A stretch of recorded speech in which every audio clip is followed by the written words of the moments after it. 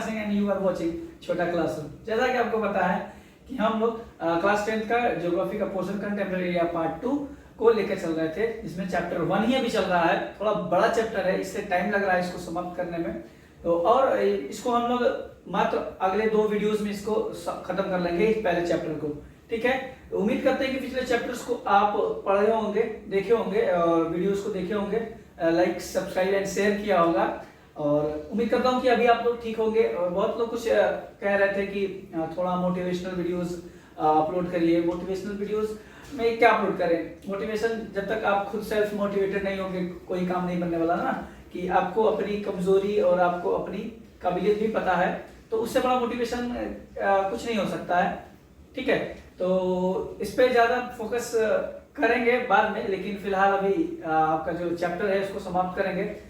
Next topic है आपका land uses pattern in India. Lands के फॉर्म देख लिया था, लैंड्स का डिस्ट्रीब्यूशन देख लिया था, किस किस टाइप्स के लैंड होते थे। ठीक है, तो इस तरह से हमने लैंड्स को मॉडिफाई क्लैरिफाई किया था अकॉर्डिंग टू देयर कैटेगरीज। ठीक है, तो उसमें है जो आपका जो लैंड पैटर्न, जो इंडिया में आपका जो लैंड यूटिलाइजेशन पैटर्न है उसको किस टाइप से देखा जाता है, उसको हम लोग इस टॉपिक में इस वीडियो के थ्रू देखेंगे। ठीक है, तो चलिए स्टार्ट करते हैं वीडियो को। और उम्मीद करते हैं कि वीडियो ये भी आपको पसंद आएगा। शेयर करते रहिएगा, सब्सक्राइब करते रहिएगा और बोलिएगा सबको भी सब्सक्राइब करने के लिए। फिलहाल अभी टॉपिक पे आते हैं जिसका नाम है land use pattern in India, यानी कि लैंड कैसे यूज होते हैं इंडिया में। ठीक है, तो यहाँ पे आप the use of land is determined by physical, अगर मैंने लिखा है natural factors like topography, climate and soil types. ठीक है, यानी कि जो आपका लैंड यूजेस इंडिया में जो है वो 2 फैक्टर्स को डिटरमाइन करता है, यानी कि 2 फैक्टर्स उसको लाई करते हैं कि लैंड्स का यूज कैसे कैसे होगा। फर्स्ट आपका फैक्टर जो दिया है फिजिकल यानी कि नेचुरल, जो आपके लैंड फॉर्म्स हैं। टोपोग्राफी का मतलब ये होता है कि बेसिकली आपकी जो स्थल खंड की आकृति, क्या उसका सिचुएशन है, कितना उस पर कौन कौन से रिसोर्सेज पाए जा रहे हैं। ठीक है, टोपोग्राफी का मतलब यही होता है स्थलाकृति, यानी कि आपके नॉर्दर्न प्लेन्स कितने हैं, प्लेट्यूज कितने हैं, माउंटेन एरियाज कितने हैं, ये सारी चीजें उसमें टोपोग्राफी में आती हैं। ठीक है, नेक्स्ट आता है क्लाइमेट। क्लाइमेट आप समझते होंगे, अलग अलग जगहों के अलग अलग क्लाइमेट्स होते हैं, तो उसके हिसाब से लैंड का यूजेस भी होता है। जैसे आप मान लो कि अभी कौन सा मौसम चल रहा है, बरसात का मौसम चल रहा है, तो इस बरसात के मौसम के थ्रू हम क्या करते हैं, इसके अकॉर्डिंग जो अभी आपके क्रॉप्स होते हैं उसको हम लोग लगाते हैं, है ना, उसकी खेती करते हैं। फिर गर्मियों का मौसम आएगा या फिर अभी जो आपका धान का सीजन खत्म हो जाएगा, यानी बरसात का मौसम खत्म हो जाएगा, तो फिर हम लोग गेहूं के का एग्रीकल्चर करेंगे। ठीक है, क्रॉप्स को उगाते हैं। ठीक है, तो ये डिपेंड करता है आपका क्लाइमेट कैसा है, किस जगह पर कैसा क्लाइमेट है, उस हिसाब से हम लोग क्या करते हैं, उस लैंड का यूज करते हैं। यानी कि जो भी आपके कार्य होंगे related to the land resources, वो किससे होंगे, आपके क्लाइमेट से रिलेटेड होंगे। वो फैक्टर करेंगे आपको टोपोग्राफी, यानी अभी बता दिए कि माउंटेन्स कितने हैं, किधर है माउंटेन्स एरिया है, प्लेट्यूज एरिया कितने हैं, ठीक है, प्लेन्स कहाँ हैं, डेजर्ट्स कहाँ हैं, ये सारी चीजें इसमें आती है। सॉइल टाइप्स, अलग अलग सॉइल्स की क्या होती है, अलग अलग क्वालिटी होती है और उनपे स्पेसिफिक क्रॉप्स भी होते हैं। इसको अगले टॉपिक में हम लोग पढ़ेंगे जब सॉइल का टाइप्स आएगा। ठीक है, तो उसको हम लोग इसमें डिफाइन करेंगे। तो ये पहला हो गया आपका जो है फिजिकल फैक्टर जो है कि टोपोग्राफी, जस्ट लाइक एग्जांपल में आप देख सकते हैं माउंटेन एरियाज में क्या क्या होते हैं। ठीक है, और आपके नॉर्दर्न प्लेन्स हो गए, ये सारी चीजें हैं, डेजर्ट्स हो गए, प्लेट्यूज हो गए, कोस्टल एरियाज हो गए, ये सारी चीजें क्या है, टोपोग्राफी की है। क्लाइमेट आप समझते हैं, अभी बताया। सॉइल टाइप्स जिस अलग अलग वेरियस सॉइल टाइप्स है और उनपे वेरियस क्रॉप्स भी होते हैं, उनका यूज होता है। नेक्स्ट है as well as human resources, human factors, है ना, मनुष्य के रूप में क्या क्या चीजें हमको फैक्टर करती हैं, यानी कि लैंड के यूजेस में। आपने देखा होगा population density, technological capability, cultures and tradition, ये चीजें हैं कि जो आपके किसको फेवर करती हैं, ये फैक्टर है आपके कौन से ह्यूमन फैक्टर्स हैं। पॉपुलेशन डेंसिटी यानी जनसंख्या घनत्व, तो किस क्षेत्र में कितनी ज्यादा जनसंख्या है उस हिसाब से लैंड का यूजेस होता है। ठीक है, जनसंख्या ज्यादा है तो लैंड की यूजेस भी क्या होंगे, ज्यादा होंगे। डेंसिटी जैसे बढ़ती जाएगी, अलग अलग जगहों पे आपकी जो पॉपुलेशन है ट्रांसफर होंगी और वहां पे लैंड यूजेस होंगे। ठीक है, टेक्नोलॉजिकल कैपेबिलिटी यानी कि कैसे आपके पास जो टेक्नोलॉजी है इंडिया में कि लैंड को यूज किस टाइप से करना है। जैसे इंडस्ट्रीज आपको बैठानी है, ठीक है। तो उन सब पे डिपेंड करता है कि ये सब जो लैंड का यूज है किस पे होगा। सेकेंडली आपका कल्चर एंड ट्रेडिशन, कुछ कल्चर्स हैं जैसे आप अभी जाएंगे नॉर्थ ईस्ट में तो झूम की खेती होती है जिसमें आपका लैंड रिसोर्सेज खेती होती है। फिर उनका कल्चर है कि वो क्या करते हैं, स्लैश एंड बर्न पद्धति को फॉलो करते हैं, जिसमें क्या होता है आपके लैंड का जो फर्टिलिटी है कभी कभी खराब हो जाता है तो फिर दूसरी जगह उसको क्रॉप्स को लगा के ये सब चीजें होती हैं। तो ये कुछ कल्चर्स हैं, ट्रेडिशंस के हिसाब से भी लैंड का यूजेस होता है। ठीक है, अब आते हैं जो वेरियस पार्ट्स है उसको डिवाइड करते हैं। आपके बुक में एक ग्राफ दिया होगा, पाई चार्ट दिया होगा, मैं वीडियो में उसको मेंशन कर दूंगा। ठीक है, तो आप उसको पॉज करके देख लीजिएगा। उसी के हिसाब से आपका कुछ डाटा दिया है उसको हम लोग यहाँ पे देखेंगे। Total geographical area of India is 3.28 million square kilometre, यानी कि अभी इंडिया का जो टोटल मेन लाइन का जो एरिया है बाउंड्रीज के अंदर जितना भी आपका एरिया जियोग्राफिकल एरिया मतलब होता है कि आप समझते हैं क्षेत्रफल कितना है। ठीक है, भौगोलिक क्षेत्रफल कितना है इंडिया का, तो आपका दिया है 3.28 मिलियन स्क्वायर किलोमीटर, यानी कि 32,83,263 स्क्वायर किलोमीटर ऐसे है एग्जैक्टली। ठीक है, तो ये अप्रोक्सीमेटली दिया है कितना, 3.28 million kilometre, but only 93% of total area is available. ठीक है, यानी कि इतना तो है, ठीक 3.28 मिलियन आप स्क्वायर किलोमीटर तो है, लेकिन इसमें से टोटल यूज नहीं हो पाता है। ठीक है, यानी कि लैंड फॉर्म में उसका यूज टोटल नहीं है। क्यों नहीं है, इसको हम देखते हैं कि 93% ही यूज में है, because the land use reporting for the most of the north east states except Assam. ठीक है, इसमें आपके जो रिपोर्टिंग्स है आप देखोगे नॉर्थ ईस्ट के साइड में कुछ आपके जो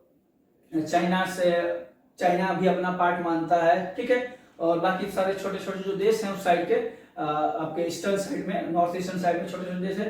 तो आपके अपने जो हम लोग की जो बाउंड्री अभी दिखाई देती है इंडिया की मैप पे, उसमें क्या है थोड़ा सा हेर फेर है। इसको अगर छोड़ दें, आसाम को छोड़ दें, आसाम का मेन लैंड पूरा इंडिया में आता है और उसमें बाकी सारे जो छोटे छोटे राज्य हैं, नागालैंड हो गया, मिजोरम हो गया, अरुणाचल प्रदेश में आपने देखा होगा कि कभी कभी चाइनीज मिलिट्री क्या करती है, अटैक वगैरह करती रहती है, तो वो लोग कहते हैं कि हमारा है। ठीक है, और हालांकि अभी संघर्ष जारी है, दोनों देशों की सेनाएं वहां पे बॉर्डर पे लगी हुई हैं।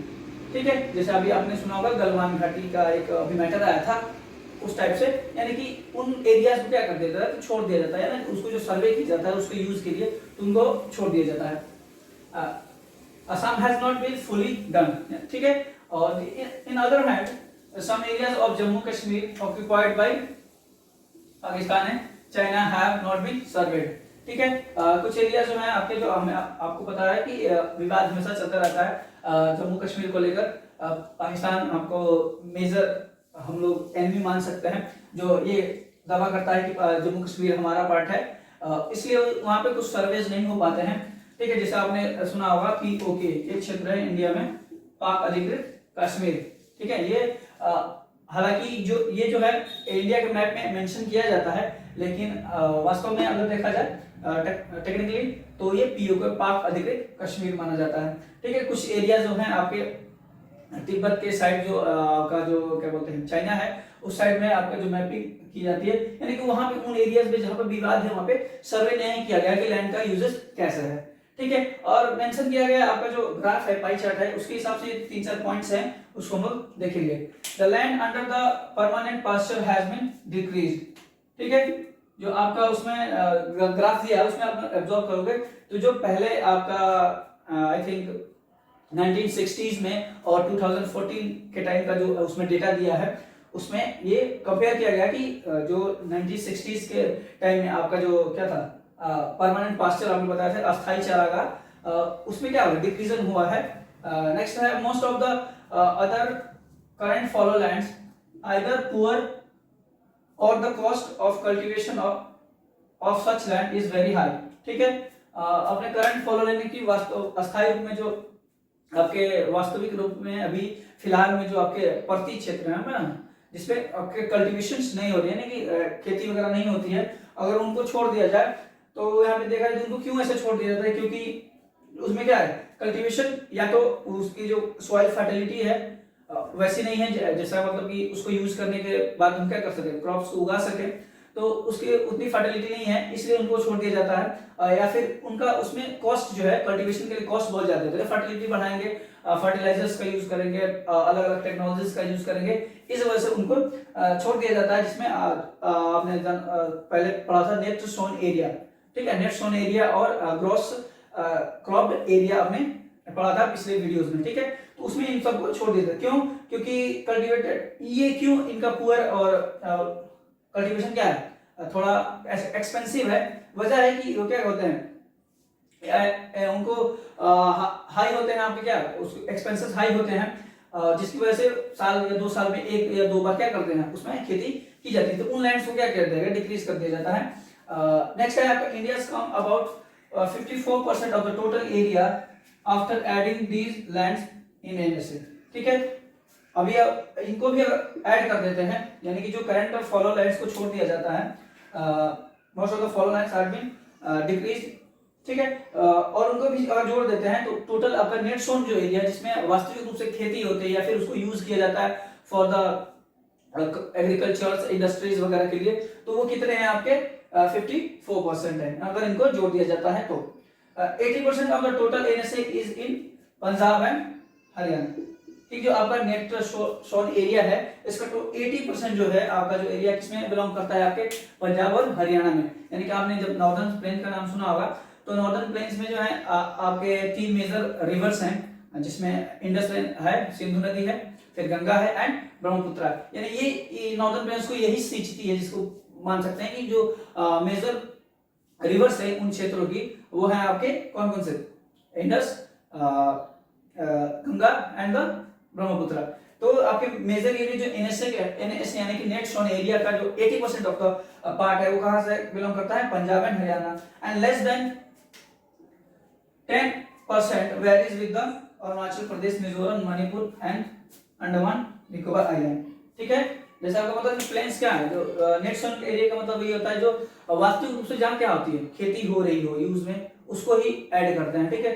तो मैक्सिमम आपकी जो आप यही समझ लो नॉर्दर्न प्लेन्स यहाँ पे आ गया, यानी कि जो आपके पहाड़ी इलाके होंगे, जैसे आपके यहाँ पे वेरियस फॉर्म दिया है, अरुणाचल प्रदेश, मिजोरम, मणिपुर, ये जो पहाड़ी इलाके उनको क्या किया गया है, उनमें जो है 10% के आसपास ही जो क्षेत्र हैं जो नेट सोन एरिया में आते हैं या फिर उनमें कल्टीवेशन होता है। नेक्स्ट आपका आखिरी पॉइंट है, forest area in the country is far lower than the desired, ठीक है। ये मेंशन किया गया आपके उस पाई चार्ट में। आप जब फॉरेस्ट एरिया का जो मैप देखेंगे उसमें मैं इसको मेंशन कर दूंगा, तो उसमें जो है अब जो कंपेयर किया गया है कि जितना डिजायर्ड है, यानी जितना डिजायर किया गया है, कब आपको नेशनल फॉरेस्ट पॉलिसी, राष्ट्रीय वन नीति 1952 में कहा गया था कि क्या करना है कि 33% of the total area has to be as a forest, उसको हमको उस तरह से यूज करना है। जैसे हमने लैंड फॉर्म में पहला यूज ही देखा था, लैंड यूटिलाइजेशन में पहला क्या था, फॉरेस्ट यूज, यानी कि जो भी लैंड है उनको फॉरेस्टेशन के लिए यूज करेंगे। कितना परसेंट टोटल एरिया का, 33%, यानी कि 1/3 पार्ट क्या करेंगे आप, उसको फॉरेस्ट के एज अ फॉरेस्ट उसको यूज करेंगे। यानी कि जो कंपेयर किया गया क्या है, वो डाउन दिख रहा है, ठीक है। जो आपके 1960s ड्यूरिंग 1960 एंड 2014 एंड 15 के जो आपका डाटा दिया है उस पाई चार्ट में इसको मेंशन किया गया है, ठीक है। और बाकी सारी जो हमने वेस्टलैंड भी पढ़ा था, वेस्टलैंड में यानी कि जो क्या है अयोग्य है, यानी कृषि के लिए अयोग्य क्षेत्र जिसको हम लोग बोलते हैं, जिसमें आपके जो इंडस्ट्री जहां बैठ गई वहां पे कृषि नहीं हो सकता है, ठीक है। रोड्स आ जाते हैं, ठीक है, आपके रेलवेज आ जाते हैं, ये सारी चीजें उसमें आ जाते हैं, डिजर्ट्स आ जाते हैं, तो इनको उसमें एनएसए में नहीं काउंट किया जाता है। तो इस तरह से ही क्या है, इंडिया में जो use pattern of land usages है इस टाइप से है, ठीक है। तो थोड़ा सा टिपिकल है, डाटा है आपका और उसको कंपेयर करके पाई चार्ट के थ्रू दर्शाया गया है। तो वीडियोस को रिलेट करके, पॉइंट्स को रिलेट करके उसमें समझेंगे पाई चार्ट में, तो आपको समझ में आ जाएगा, ठीक है। अगर कोई डाउट होगा तो आप कमेंट बॉक्स में ड्रॉप कर सकते हैं, और अगले वीडियोस में हम फिर मिलेंगे। तब तक के लिए धन्यवाद, और उम्मीद करता हूं कि वीडियो पसंद आ रहा होगा। सब्सक्राइबर्स रुक गए हैं तो कोशिश करिए कि सब्सक्राइबर्स बढ़े, वॉच टाइम बढ़ाइए, पूरे वीडियोस को देखिए, काफी सारी चीजें आपको सीखने को मिलेंगी। और जो भी आपको डाउट है, आप कुछ सजेस्ट करना चाहते हैं तो आप कमेंट बॉक्स में ड्रॉप कर सकते हैं, ठीक है। तब तक के लिए मुझे इजाजत दीजिए। मैं विशाल कुमार सिंह फिर आपसे मिलूंगा अगले वीडियो में इसी प्लेटफॉर्म छोटा क्लासरूम में। जय हिंद, जय भारत।